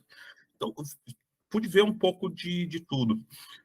Uma coisa muito frequente, como eu peguei essa geração de implantação da filosofia no ensino médio, é que eu fosse o primeiro professor de filosofia dessas escolas. Em quase todas, eu era o primeiro professor com formação em filosofia, né, a dar aulas de filosofia ali. E a experiência, de modo geral, eu acho que foi muito legal, aprendi muito. No entanto, eu achei muito curioso a expectativa que se tinha em relação a mim, né? Como um professor que vinha da filosofia, na educação básica, a expectativa era que eu fosse a pessoa mais preparada da escola para falar sobre qualquer tema que fosse considerado um tema polêmico, ou como um tema atual, ou como um tema de justiça social, talvez mais preparado do que o professor de sociologia, talvez mais preparado que o professor de história. Soma-se a isso o fato de eu ser o professor negro. Então, quando chegava no 20 de novembro, Dia da Consciência Negra, é claro que se esperava que eu fosse a pessoa que conduzisse as coisas, que fosse a pessoa que tivesse pelo menos uma posição de destaque, ou de organizadora, de pensar. Quando acontecia um caso de racismo na escola, é claro que eu era um professor acionado para discutir o que a gente pode fazer ou deixar de fazer. E, no entanto, não era só porque eu era o professor negro, era também porque eu era o professor de filosofia e tinha pelo menos nos lugares onde eu passei, a expectativa de que eu fosse especialmente preparado para isso pelo meu curso. E o que não é exatamente verdade, né? Quer dizer, alguma coisa a gente aprende, alguma coisa eu trazia comigo no meu curso, mas muito não. Muitas das coisas eu tive que correr por fora, né, nesses momentos. Quando eu passo a discutir esses temas, mas já como professor universitário, já discutindo, publicando, etc., o que eu venho percebendo é que, de fato, entre as ciências humanas é muito comum a percepção desses problemas que existem nos cursos de pós-graduação, de graduação e pós-graduação de filosofia. Quer dizer, não é novidade para o cientista social que a filosofia é a mais branca das ciências humanas. Não é novidade para o psicólogo que a filosofia é muito masculina. Não é novidade. entende? Não, ninguém se surpreende. Agora, na educação básica, as pessoas se surpreendiam. Essa contradição era muito forte. E aí que tá, acho que esse é o desafio, né? Nosso desafio como indivíduos, porque a gente vai ter esse, esse efeito rebote, né? De como a área foi construída e quando a gente tenta fazer um caminho por fora, ou diferente, a gente vai sofrer esse efeito rebote como indivíduos, mas como que, mais do que como que isso se dá para a gente enquanto indivíduo, né? E como que a gente desconstrói isso individualmente, a minha grande questão é como é que a gente vai fazer isso como área. Eu acho que a área precisa dar uma resposta para isso, né? E quando eu vou falar de raça e filosofia, o sociólogo olha com desconfiança e diz, mas você, da filosofia, vai falar sobre raça? O que será que vem lá? Mais do que a minha resposta individual sobre isso, e aí eu vou dar as minhas respostas, e beleza, vamos nessa, qual é a resposta que a área vai dar? Acho que essa é uma grande questão, e que ela precisa dar, né? Eu acho que você tem alguns pontos que você indica, né, como a necessidade de pensar em concursos ou as cotas, mas tem uma coisa que você fala no artigo 2019 que é muito interessante, que você diz que não havia um bom acervo sobre filosofias negras nas universidades. A gente podia fazer esse acervo, listar o que deveria ter, assim, fazer uma promoção de um acervo específico que a gente pudesse ter como básico, né? A partir das próprias instituições centrais da filosofia, né? Se a gente tivesse pelo menos esse acervo básico, ou pensar um acervo básico, era um passo inicial também, né? Para a gente poder ter acesso a esses debates. Ainda que o professor não quisesse na biblioteca ter o livro, né? Mas... Exato. Mas mais até do que ter o livro na biblioteca, eu acho que uma das grandes questões é que partes desses livros, que às vezes existem, sejam deslocados para a sessão de filosofia. Porque isso é uma das coisas que eu acho muito curioso, e esse é um passo que eu ainda não dei mais forte. A discussão sobre filosofias africanas e publicações de textos sobre filosofia africana no Brasil, ou sobre temas, estudos filosóficos negros, filosofias africanas e afro-brasileiras, ele, embora não fosse dominante, ele era mais forte antes da década de 60 do que depois. Né? Então, quando você pega jornais da década de 60, de vez em quando aparecia a palavra filosofia africana lá. Claro que isso está no contexto das independências africanas. Claro que isso tem um contexto, mas mesmo assim você tinha professores de filosofia ou de outras áreas debatendo a religiosidade afro-brasileira e com alguma leitura e algum interesse das pessoas da filosofia, com um certo modo de fazer filosofia promovido desde a década de 60 na USP e em outras universidades, com um certo modo também de jogar essas pessoas para fora do Brasil com a ditadura militar a partir de 64, isso vai se tornando mais restrito, né? Claro que a gente tem esse efeito, mas é muito interessante. Por exemplo, uma das coisas que eu acho muito curioso é que o Kwame Nkrumah, foi o primeiro presidente de Gana e que era um filósofo também, a gente teve alguns presidentes filósofos na África, isso eu acho muito curioso, mas ele publicou alguns textos de filosofia e um desses textos que ele publica sobre uma espécie de filosofia e também uma teoria política e uma análise de conjuntura da África, ele publica em 1965, né, que é Neocolonialismo, o último estágio do imperialismo. Acho que é mais ou menos assim o título. Ele publica em 65 o texto em inglês. Em 66, ele sofre um golpe de Estado em Gana e em 67, a gente tem a tradução brasileira, uma tradução brasileira numa editora importante no Brasil circulando. Fanon circulou no Brasil antes de sumir durante muitas décadas e ser retomado a partir de 2000. Rocher Bastide, que é uma figura importante na formação intelectual de muita gente na própria USP, tinha trabalhos sobre uma espécie de filosofia afro-brasileira a partir da religiosidade afro-brasileira. Você tem um monte de trabalhos que às vezes estão nas bibliotecas, entendeu? Tá lá, só que não tá na seção de filosofia. Quando você vai comprar numa livraria hoje textos que quem estuda filosofia africana consome, muitas vezes eles estão em separado numa outra seção e essa sessão, muito frequentemente, é longe da sessão de filosofia.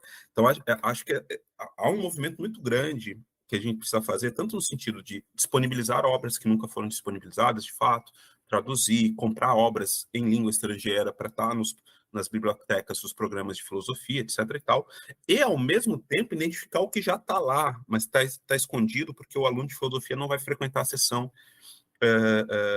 de outras áreas, e aí tem textos de filosofia produzidos por filósofos africanos, por filósofos europeus ou americanos que debateram questões, foram publicados no Brasil, ou o livro foi comprado pela universidade em língua estrangeira, mas está lá, em outro lugar. Eu acho que a gente tem um problema que aconteceu nos Estados Unidos que está acontecendo no Brasil também. Nos Estados Unidos chegou um momento que a Associação Nacional foi fazer um encontro, eu não sei qual o evento propriamente, mas houve a proposta de haver um encontro separado das pessoas coloridas. Sei.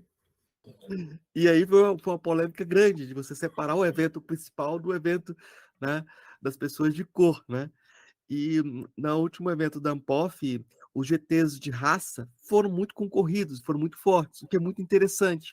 Mas é muito difícil, muito problemático, que a gente não discuta o racismo no GT do Kant, por exemplo, né?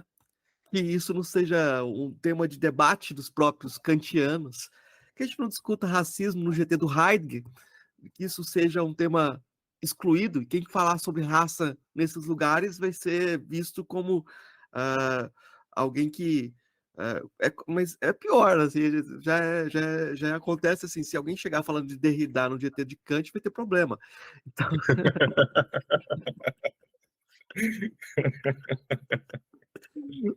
Porque esses caras Heidegger, na filosofia analítica, você sabe que ler Heidegger gera câncer, né?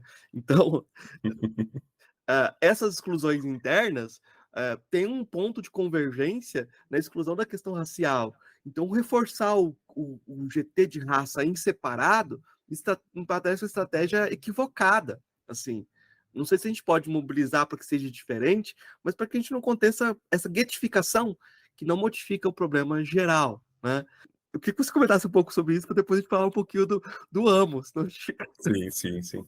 Pois eu acho que é sempre uma espécie de análise de conjuntura que a gente precisa fazer, né? Porque nos dois movimentos que nós podemos propor, nós vamos ter problemas. Se nós tentarmos discutir raça nos demais GTs de forma mais pulverizada, seremos sempre minoria, e não é garantido que nós vamos conseguir fazer a discussão tal como precisa ser feita, né?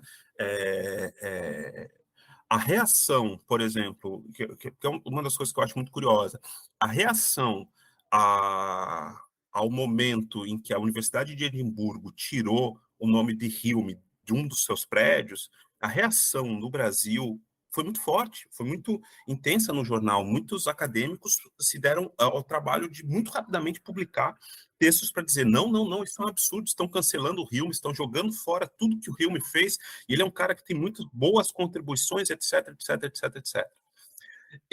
Olha só que absurdo, daqui a pouco estão tocando fogo em livro.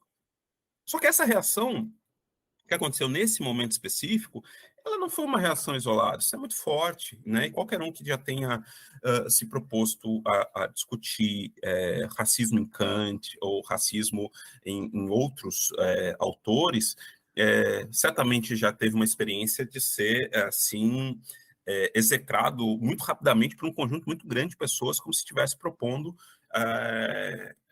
que a gente pudesse ressuscitar o Kant para enforcá-lo publicamente. Que nunca aconteceu, o que nunca foi a proposta, entendeu? Então, a vantagem, às vezes, de nós juntarmos em grupos de debate específico é que a gente consegue tecer vínculos e relações. Por outro lado, isso tem um risco, como você muito bem aponta, de criar uma guetificação e de criar um contexto em que é, inclusive, muito confortável para quem está nos outros GTs, entender, não, tem aquela galerinha ali né? Tem aquele grupinho lá, eles fazem isso, eles discutem isso aí, mas eles, infelizmente, não entendem nada do meu autor, e como o meu autor foi legal, às vezes eles falam mal do meu autor, e isso é muito chato. Mas tudo bem, mas eles estão lá no cantinho deles, e enquanto eles estão no cantinho deles, está tudo certo. Então, acho que o grande desafio é sempre conseguir fazer uma leitura da necessidade de, por mais que eventualmente existam GTs específicos, grupos ou revistas específicos, que essas revistas elas não podem ser o único canal de debate, então é preciso ter canais que o debate encontre os outros grupos, isso é fundamental. E, de outro lado, que esses debates também estejam muito seriamente preocupados com seus efeitos práticos, né? Eu acho que é muito pouco interessante, por exemplo, se nós tomarmos um GT de filosofia que seja africana, filosofia e raça, filosofia e qualquer coisa, só para discutir do ponto de vista teórico. Eu não acho que é isso que está sendo feito. Eu acho que conheço várias pessoas muito interessantes dentro desses GTs que estão propondo fazer de forma diferente, mas é um risco que a gente corre, a gente tem que estar consciente desse risco, que é, de repente, se tornar um GT que discute raça segundo fulano de tal, e aí se limita a uma produção teórica encasteladinha também. E aí reproduz um modo encastelado de fazer filosofia. Acho que a proposta de debates como esse precisa ter um olhar para a construção de um outro mundo possível. E na medida em que se vai construir um outro mundo possível, esse olhar precisa também estar aberto ao momento em que proposições práticas vão ser alcançadas, né? De mudança em estrutura de concurso, de mudança em estrutura de publicação, de mudança em formas de pensar a pós-graduação. Isso tudo precisa estar dentro do horizonte de quem se propôs a debater, né?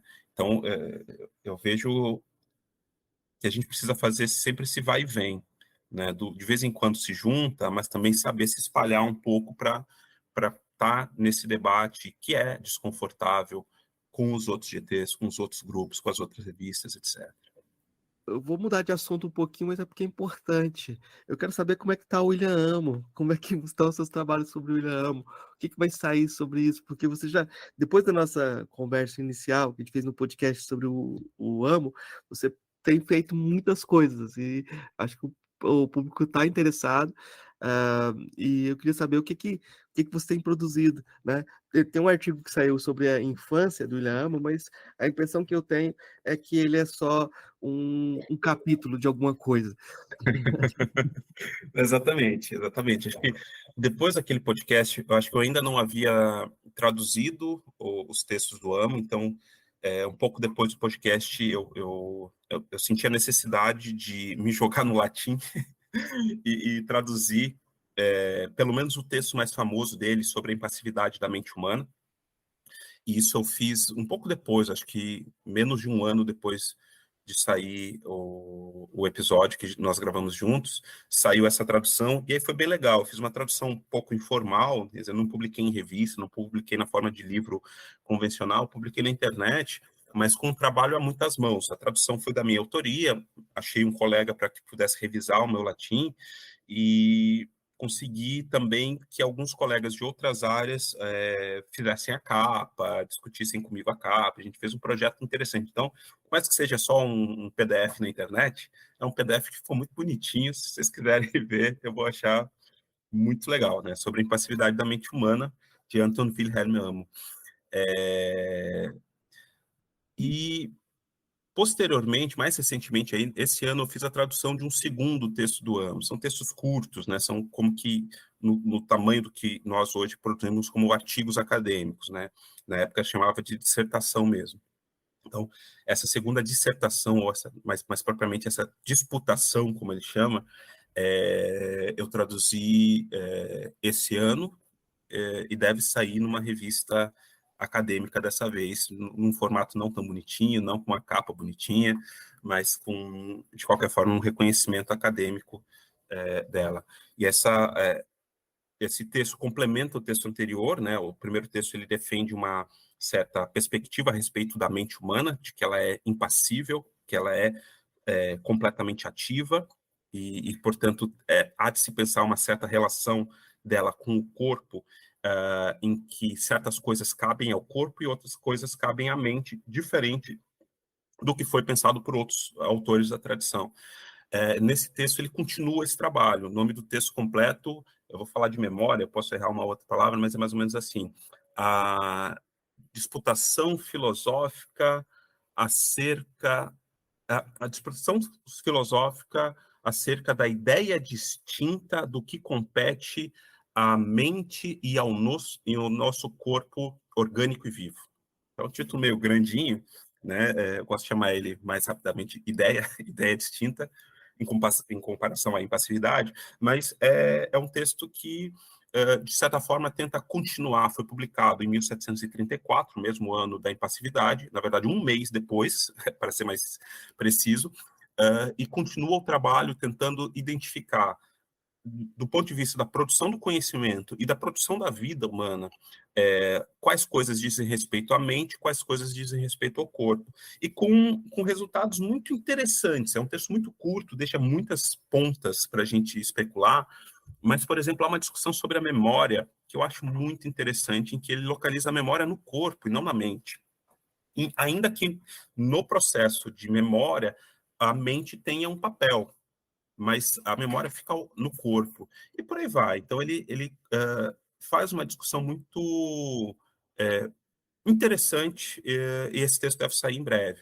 Publiquei esse artigo sobre a infância dele na África, e eu tenho escrito um livro, justamente esse artigo sobre a infância dele, era uma tentativa de resolver algumas indagações que eu tinha sobre como a experiência dele africana antes da escravização e antes de ser levado à Europa, como nos textos produzidos sobre o Amo, essa experiência sempre aparece meio nebulosa, com muitos buracos e com muitas informações contraditórias. Né? Ao longo aí dos quase 300 anos de recepção do Amo, todo tipo de coisa já foi dita a respeito desse período, né? E coisas muito contraditórias. Então, tentei aparar algumas pontas, entender um pouco, justamente porque estou nesse processo de escrever um livro sobre o Amo. E, se tudo der certo, deve sair aí no ano que vem. E aí é a tentativa de fazer uma abordagem mais completa, né? Pegando tanto a vida quanto as teorias filosóficas dele e a recepção, que me interessa muitíssimo. Por enquanto é isso.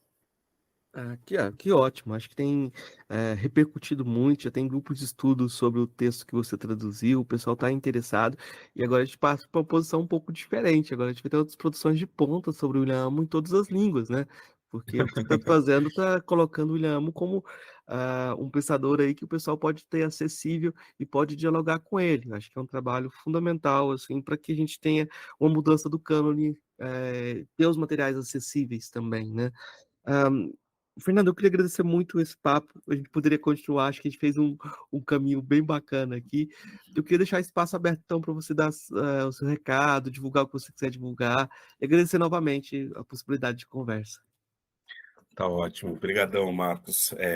Muito feliz de a gente ter podido fazer mais essa conversa. Acho que, para mim, é muito positivo o projeto do Filosofia Pop, também como uma certa forma de fazer filosofia, né? Acho que, em certo momento, a gente teve essa conversa a respeito das várias formas de fazer filosofia.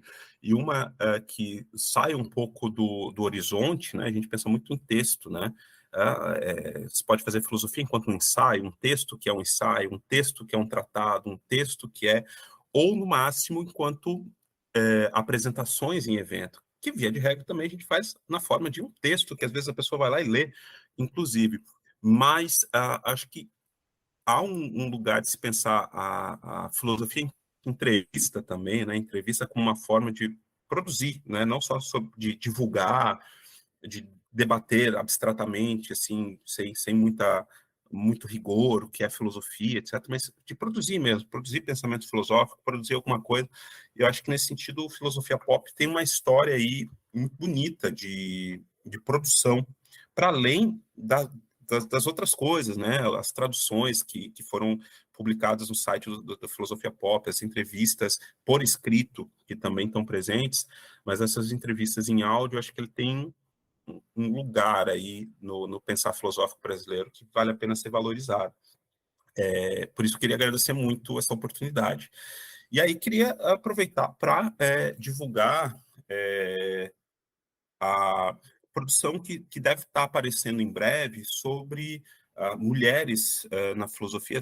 Quer dizer, divulgar uma produção que ainda não saiu. Vou divulgar algo para o futuro, mas a produção das pesquisas sobre mulheres em filosofia estão sendo produzidas dentro do Datafilo. A gente tem conseguido acesso a alguns dados muito interessantes sobre produção, sobre orientadoras mulheres e as relações com orientando os homens, com orientando as mulheres, como que isso funciona, deixa de funcionar pelo Brasil inteiro, como que as distinções ou como deixam de ser as distinções entre as dinâmicas de gênero na filosofia no Brasil e fora do Brasil. Acho que é um trabalho que ainda está em andamento, mas estamos organizando as primeiras publicações nesse sentido, e acho que tem muita coisa bacana para sair. Então, ficar de olho naquilo que for publicado pelo Datafilo vale muito a pena. Tá? Quando sair meu livro sobre o AMO, que deve sair no ano que vem, também, se quiserem adquiri-lo, ficaria muito feliz. Enquanto estão à espera, se quiserem também olhar meu livro sobre Schopenhauer e Nietzsche, o título é exatamente esse, Schopenhauer e Nietzsche, um confronto, e ficaria muito feliz. Eu esqueci de pedir as indicações, né? Mas era justamente isso. Eu queria chamar a atenção, tem um texto, acho que do Afrânio Coutinho, que ele compila o debate entre José de Alencar e... Você falou o nome dele, que você estudou, Joaquim Nabuco. Joaquim Nabuco. Tem uma compilação desses textos, tem um livro muito antigo, mas eu nunca vi ninguém da filosofia dando atenção a esse debate. O José de Alencar defendendo a escravidão. Acho que é curioso que existam esses textos compilados, debatidos na parte da literatura, a gente não tenha dialogado com eles na filosofia ainda, né?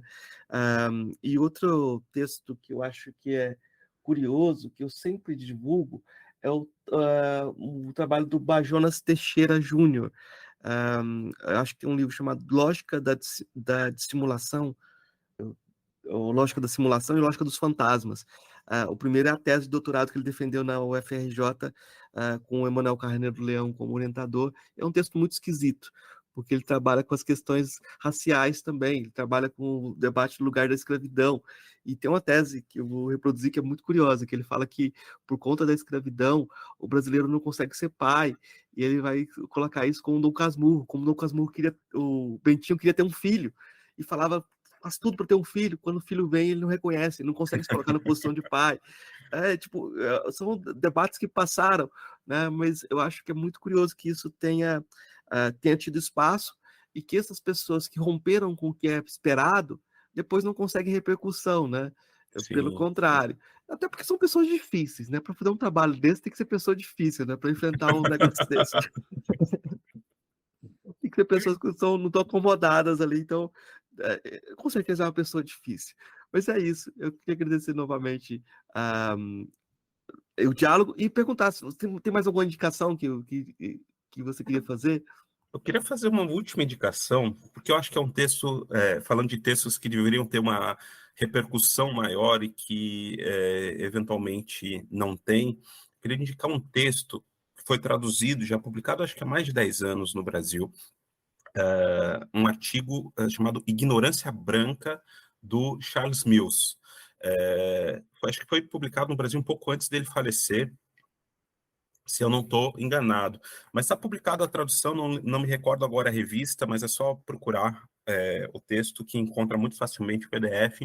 É uma tradução bastante razoável e de um texto que é muito interessante, sobretudo a ideia de que a defesa de uma ideia muito forte de que a ignorância, por exemplo, em relação a temas raciais, numa área como filosofia ou outras, ela não é uma espécie de passividade, ela não é uma coisa que aconteceu por acaso e que, na medida em que se produza conhecimento sobre o assunto, ela se dissipa naturalmente. A ignorância, ele pensa em algo que me lembrou muito Nietzsche na Genealogia da Moral, quando fala do esquecimento. Né? Quando Nietzsche fala sobre esquecimento na Genealogia da Moral, ele fala sobre um esquecimento que é ativo. Só que ele fala num sentido positivo do esquecimento que nos de alguma forma, nos preserva a saúde, a importância de um esquecimento saudável. A ignorância da qual fala o Mills não é uma ignorância saudável, né? Mas a ideia de que ela é ativa, isso é muito interessante, que a ignorância, ela reage quando se tenta dissipá-la, inclusive em ambientes em que são pensados como os templos do saber, né? A universidade, como templo do saber, é o lugar onde se pensa que a ignorância devia estar mais distante possível, e, no entanto, a ignorância a respeito de muitas coisas, às vezes, aparece como algo muito resistente em certos ambientes, né? Ele fala dessa espécie de uma epistemologia da ignorância racial, mas, ao mesmo tempo, está em diálogo e abrindo caminhos para pensar outras formas de ignorância, uma ignorância masculina, por exemplo, uma ignorância masculinista, se a gente preferir, entre outras, né? Então, acho que é um ensaio interessante do Mills, que deveria ter muito mais repercussão no Brasil do que teve até o momento, e vale a pena divulgar, aproveitando que está saindo agora o livro também, Contrato Racial, do Mills pela editora Zahar, né? Acho que já está na pré-venda ou já está na venda efetiva, né? Então vale a pena, já divulgo os 2 trabalhos dele ao mesmo tempo.